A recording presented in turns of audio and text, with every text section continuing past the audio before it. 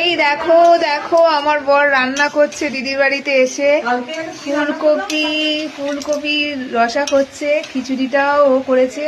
পরে দেখাচ্ছি, দেখো খিচুড়ি করছে। এই সরি ফুলকপি রসা করছে। ফুলকপির কালারটা হেভি এসছে, গন্ধটাও কিন্তু ফাটাফাটি হয়েছে।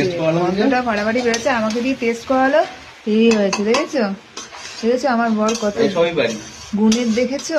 হ্যাঁ সিরিয়াসলি, হ্যাঁ এখন করে না, সিরিয়াসলি বলছি। আমি রান্না করতে গেছি, আমি দিদি বাড়িতে সরস্বতী পুজোতে এসছি। এই যে সরস্বতী ঠাকুর, উল্টো দিকে ঠাকুর ঘর, আর সাইডে গরম জল বসিয়েছে, এবার এটা ঢেলে দিচ্ছে।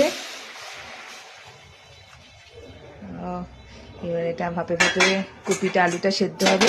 নতুন আলু সেদ্ধ হতে সময় লাগবে, কালারটা ফাটাফাটি এসছে। ঠিক আছে, করো, মন দিয়ে রান্না করো, বাড়িতে তো আর করো না।